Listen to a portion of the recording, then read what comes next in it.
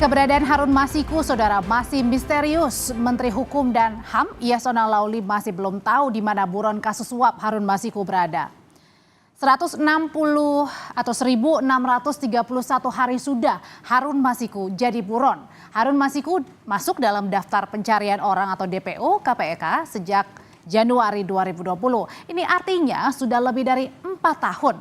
4 tahun pencarian Harun Masiku belum juga membuahkan hasil. Harun Masiku, saudara, diduga terlibat kasus suap dengan barang bukti 600 juta rupiah. KPK meminta publik bersabar dalam upaya pencarian Harun Masiku. Lalu sejauh mana upaya KPK mencari Harun Masiku? Kita bahas selepas jeda atau selepas yang berikut ini. Komisi Pemberantasan Korupsi memastikan perburuan terhadap tersangka kasus pergantian antar waktu anggota DPR periode 2019-2024 Harun Masiku terus dilakukan. Pemanggilan saksi-saksi dan pengumpulan bukti terus dilakukan untuk memudahkan proses penangkapan Harun Masiku. Juru bicara KPK Tessa Mardika meminta publik bersabar dan memberi ruang bagi penyidik KPK untuk bekerja menangkap Harun Masiku yang sudah buron sejak Januari 2020. Tessa juga menyebut KPK membuka peluang pemanggilan Sekjen PDI Perjuangan Hasto Kristianto untuk kembali diperiksa sebagai saksi kasus Harun Masiku. Apabila penyidik merasa perlu mendalami baik perkaranya itu sendiri maupun keberadaan tersangka HM, maka penyidik akan memanggil saksi-saksi dan menyita baik itu dokumen maupun barang bukti elektronik yang dibutuhkan. Lagi penyidik meminta untuk terkait proses ini agar rekan-rekan jurnalis dan masyarakat bersabar karena saat ini penyidik sedang berproses dalam rangka mencari keberadaan tersangka HM. Menteri Hukum dan HAM Yasona Laoly menegaskan dirinya tidak mengetahui keberadaan Harun Masiku. Yasona mengaku tidak berani melindungi Harun Masiku yang merupakan politisi PDIP karena upaya itu termasuk pelanggaran hukum. Mana kita tahu, kalau kita tahu udah sudah kita kasih informasi. Enggak lah, mana berani, itu pelanggaran hukum. Iyalah, enggak mungkin lah. Caleg PDIP Pemilu 2019 Harun Masiku menjadi buron KPK karena diduga menyuap Komisioner KPU RI saat itu Wahyu Setiawan $57.350 Singapura atau saat itu setara 600 juta rupiah.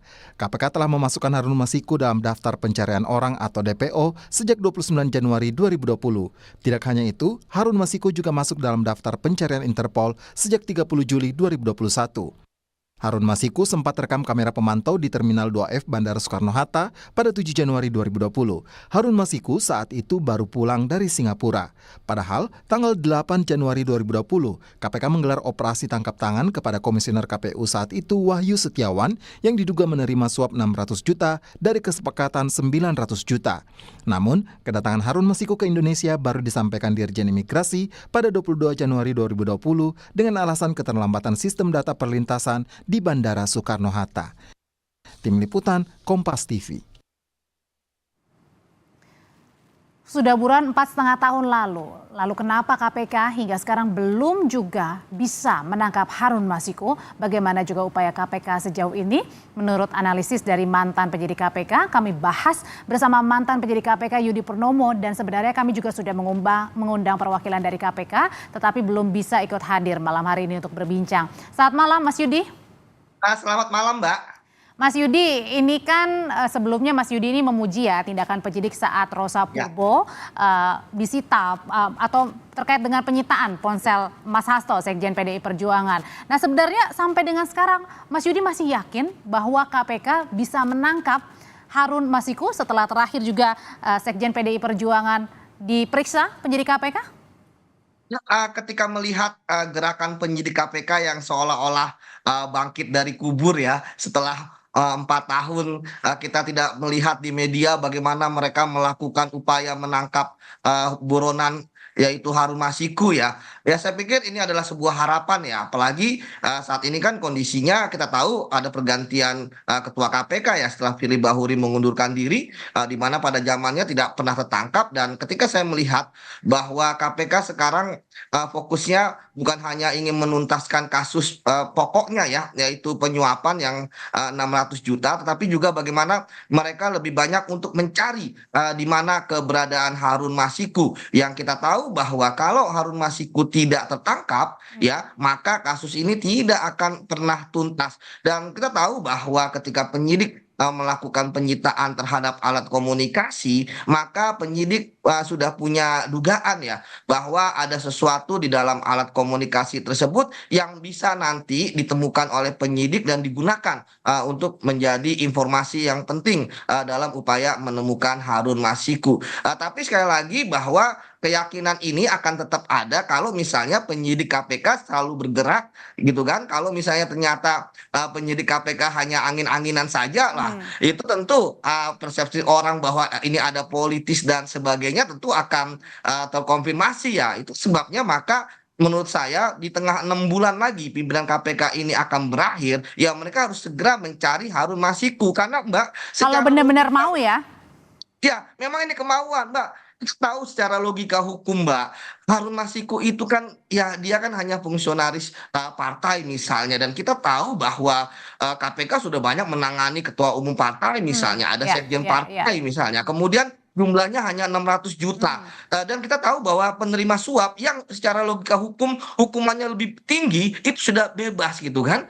Secara bersyarat. Artinya bahwa Harun Masiku yang hanya 600 juta yang Nah. ancaman hukumannya 5 tahun, Mbak, itu harusnya sudah bisa dia bisa hidup normal gitu ya. Tapi Oke. kemudian dia masih Mas Yudi. bersembunyi. Jadi ini yang menarik. Iya, kalau masih dilihat ini kan Anda dulu juga penyidik KPK ya. Sebenarnya apa sih yang menyebabkan saat itu Harun Masiku ini bisa lolos padahal seharusnya sudah terdeteksi bisa ditangkap. Sebenarnya ada yang melindungi atau sengaja melarang untuk menangkap atau ada hal yang lain? Saya pikir banyak faktor, Mbak ya, yang itu yang harus diselesaikan oleh penyidik saat ini. Kita kan tahu bahwa Rosa Purbabekti ini kan dia penyidik tambahan ya. Sebelumnya dia adalah penyidik yang ikut dalam penyelidikan dan OTT. Tiba-tiba dia nggak menjadi penyidiknya karena biasanya di KPK kalau seorang penyidik ikut dalam suatu penyelidikan atau OTT maka dia akan menjadi penyidiknya dan kita tahu waktu itu ada kontroversi ya misalnya di PT IKA ya sempat diduga ada penyekapan, kemudian juga ternyata tidak berhasil menangkap Harun Masiku sampai saat ini dan kemudian Rosa Purbabekti ini kemudian sempat dipulangkan ke Polri dan kemudian kembali lagi dan saat ini bahkan diperbantukan. Jadi saya pikir tentu akan banyak macam-macam, Mbak. Bisa jadi, nah itu yang harus diusut ya karena itu kan di ruang gelap. Kita tidak tahu nih proses pencarian buron selama 4 tahun ini ya itu kok nggak bisa ketangkap. Secara psikologis Licin Mbak, banget saya gitu pernah ya Mas Yudi ya?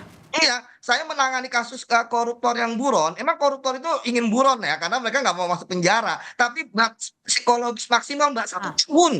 Kemudian mereka menyerahkan diri atau mereka kemudian sudah sempit ruang geraknya. Tapi Mas kalau Yudi. ini kan Mau nanya lagi nih, kalau ini kan PDI, Harun Masiku ini adalah kader dari PDI Perjuangan. Nah, memang waktu itu lagi kuat-kuatnya PDI Perjuangan, tapi kan sekarang juga kemudian ya agak melemah begitu ya bisa dibilang begitu. Nah, apakah ini kemudian juga gimana sebenarnya dilihatnya? Harusnya bisa ditangkap atau ada faktor-faktor lain begitu yang membuat jangan-jangan ada bargaining juga nih di belakangnya?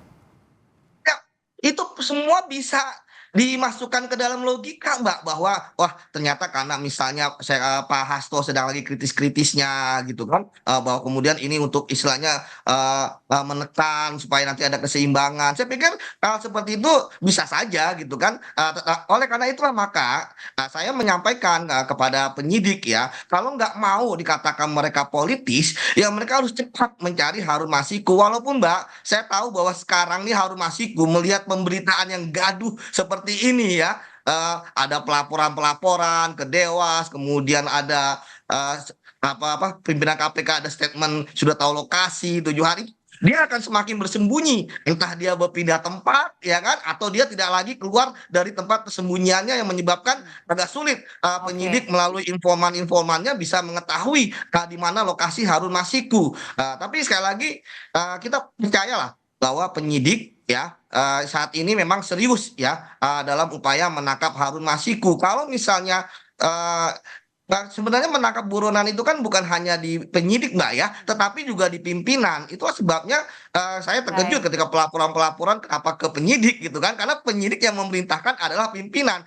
Ketika sekarang misalnya kok tiba-tiba penyidik sepertinya bergerak sangat cepat, bergerak kemana-mana dan sebagainya, itu perintah pimpinan. Jadi jangan salahkan penyidik seperti itu Mbak. Oke. Dan yang paling penting adalah mau atau enggak ya untuk serius menangkap Harun Masiku. Itu yang paling penting sebenarnya. Betul. Dan berani. Terima kasih Mas Yudi Purnomo, mantan penyidik Komisi Pemberantasan Korupsi.